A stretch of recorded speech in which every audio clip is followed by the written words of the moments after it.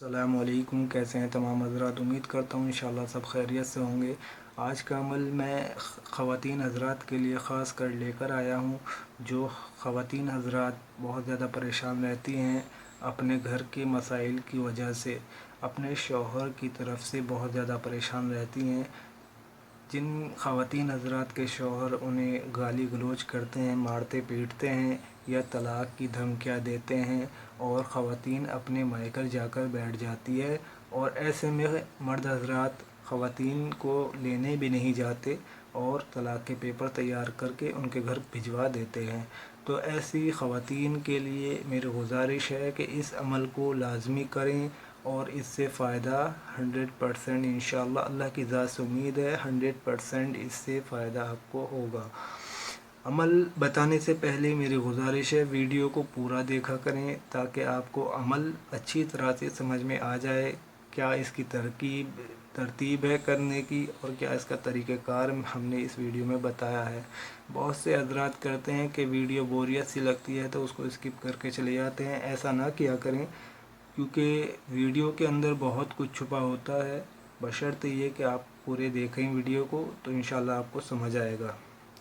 چلیے عمل کی طرف چلتے ہیں۔ عمل آپ نے کیا کرنا ہے، کس طرح سے کرنا ہے، انشاءاللہ میں آپ کو بتانے لگا ہوں، اور آپ نے اس سے بہت زیادہ فائدہ انشاءاللہ حاصل ہوگا۔ جو خواتین حضرات اپنے گھر کے اندر موجود ہیں اپنے ہسبینڈ کے ساتھ، وہ پھر بھی پریشان ہیں، ان کے ہسبینڈ ان کو مارتے ہیں، گالی گلوچ کرتے ہیں، طلاق کی دھمکیاں دیے جاتے ہیں، تو ایسی خواتین سے میری گزارش ہے وہ بھی کریں اور فائدہ اٹھائیں۔ اگر کسی خواتین کی منگنی ہوئی ہے اور وہ حضرات جن کے ساتھ منگنی ہوئی ہے وہ توڑنے کے در پہ لگے ہوئے ہیں منگنی کو، تاکہ شادی نہ ہو پائے ہماری، تو ایسی خواتین کے لیے بھی یہ عمل بہت ہی مجرب ہے، وہ بھی کر سکتی ہیں۔ انشاءاللہ اللہ کی ذات سے امید ہے کہ بہت زیادہ فائدہ ہوگا عمل کرنے سے۔ تو آپ نے یہ عمل بہت ہی سکون کے ساتھ کرنا ہے، کوئی جلد بازی نہیں کرنی، کیونکہ عمل 2 رکوع کے اوپر مشتمل ہے۔ یہ سورہ آپ نے کرنا کیا ہے، سورہ تحریم کو پڑھنا ہے۔ 28ویں سپارے کے آخر کے 2 رکوع ہیں، آپ نے وہ کھول لینے ہیں، اس کو پڑھنا ہے۔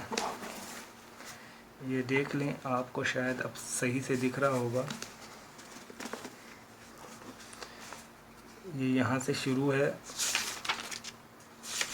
اور یہاں پر اس کا اختتام ہو رہا ہے، ٹھیک ہے۔ 29واں پارہ شروع ہو رہا ہے، بس وہیں پر آخر میں ہے اس کے۔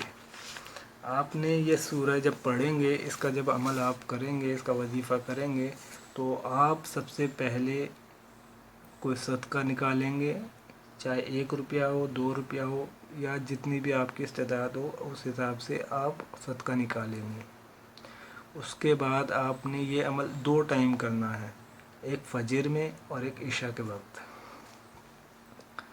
فجر سے شروع کریں گے، 11 مرتبہ درود ابراہیمی پڑھیں گے، نماز ادا کرنے کے بعد 11 مرتبہ درود ابراہیمی، 3 مرتبہ یہ سورہ تحریمہ اپنی مکمل پڑھنی ہے، 2 رکوع پورے یہاں تک۔ اس کے بعد آپ نے تھوڑی سی چینی لینی ہے، چینی کے اوپر دم کرنا ہے، پیغام لگانا ہے، یا اللہ یہ جو میں نے تیرا کلام پڑھا ہے، تیری سورہ مبارک پڑھی ہے، سورہ تحریم، اس کی برکت سے میرے شوہر کے دل کے اندر میری محبت پیدا فرما، ہمارے رشتے کو مضبوط فرما، ہمارے اندر جو نااتفاقیاں پیدا ہوئی ہیں اس کو ختم فرما۔ تو انشاءاللہ اللہ کی ذات سے امید ہے اللہ اپنے کلام کی برکت سے، اپنے فضائل، اس کلام کی جو سورت کی جو فضیلتیں ہیں، انشاءاللہ اس کی برکت سے اللہ تعالیٰ اپنی رحمت کے سائے میں انشاءاللہ آپ کو جگہ ضرور دے گا، آپ کے رشتے کو محفوظ رکھے گا انشاءاللہ۔ اللہ کے کلام کے اندر تمام کے تمام بیماریوں کا علاج ہے، چاہے وہ روحانی ہو، جسمانی ہو، چاہے کسی بھی طرح کی بیماری ہو، وبا ہو، اللہ نے ہر چیز کا علاج قرآن کے اندر موجود رکھا ہے۔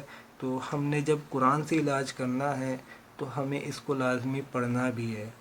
آپ نے نماز کی پابندی اور قرآن کی تلاوت لازمی کرنی ہے، روزانہ کرنی ہے، مرتے دم تک کرنی ہے۔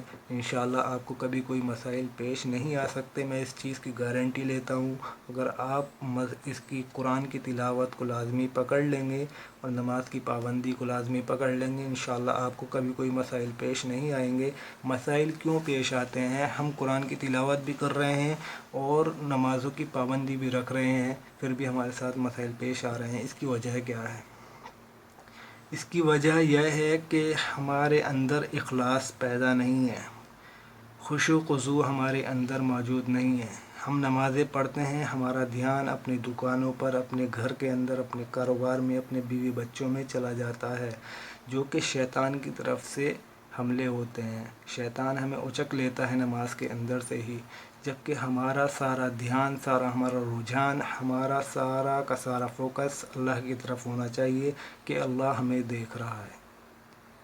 سب سے کم درجہ ہے یہ کہ اللہ ہمیں دیکھ رہا ہے، سب سے پہلا درجہ ہے کہ اللہ کو میں دیکھ رہا ہوں۔ اتنا ہم کر نہیں سکتے کیونکہ ہمارا ایمان ایسا مضبوط ہے نہیں، تو اس کا دوسرا درجہ یہ ہے کہ اللہ ہمیں دیکھ رہا ہے۔ بس آپ نے اتنی سی سوچ کو رکھنا ہے نماز کے اندر، اتنا ہی آپ نے ذہن میں رکھنا ہے کہ اللہ مجھے دیکھ رہا ہے، پھر آپ کو کوئی بھی وسوسے انشاءاللہ نہیں آئیں گے نماز کے اندر۔ آپ کی نمازیں بھی مضبوط رہیں گی اور آپ کی نماز، جو کہ نماز سے یہ نماز پڑھنے والے کا یہ ایک رجحان ہوتا ہے نا کہ اگر میں نماز پڑھوں گا تو میرے اندر سے تمام برائیاں ختم ہوں گی، تو انشاءاللہ پھر اس کی برائیاں بھی ختم ہونے لگیں گی۔ اور رہی بات قرآن کی کہ قرآن پڑھتے ہیں ہم، برکتیں نہیں ہیں، تو قرآن کو اس کے طریقے سے پڑھا کریں، قرآن کو ٹھہر ٹھہر کر پڑھا کریں، جلد بازی میں نہ پڑھا کریں، اور قرآن کو ہو سکے تو سمجھ کر پڑھا کریں۔ معنی والا قرآن لے لیں، اس کے حساب سے پڑھا کریں۔ پہلے قرآن کی ایک لائن پڑھی جو اس کی عربی میں لکھی ہوتی ہے، پھر اس کے بعد اس کے نیچے جو اس کا ترجمہ لکھا ہوتا ہے اس کو پڑھیں۔ انشاءاللہ اس سے قرآن بھی آپ کے سمجھ میں آئے گا کہ قرآن ہم سے کیا کہہ رہا ہے اور ہم کیا پڑھ رہے ہیں۔ انشاءاللہ تمام کے تمام ترتیب آپ کے سمجھ میں آتی چلی جائے گی، پھر انشاءاللہ آپ اس سے فیض حاصل کرنے والے بن جائیں گے۔ تو عمل آپ نے 2 ٹائم کرنا ہے، ایک فجر کے بعد، ایک عشاء کے بعد۔ جب آپ عمل کریں گے، آپ چینی لیں گے، چینی کے اوپر دم کر دیں گے، اور اس چینی کو، اگر کوئی خواتین اپنے ہسبینڈ کے ساتھ رہتی ہے لیکن نااتفاقیاں ہیں، لڑائی جھگڑے ہوتے ہیں، محبتیں نہیں ہیں، تو وہ اپنے شوہر کو اس چینی کو گھول کر کسی چیز میں پلا دیں گی، چاہے پانی ہو، چائے ہو، دودھ ہو، کسی بھی چیز میں آپ اس کو گھول کر پلا دیں۔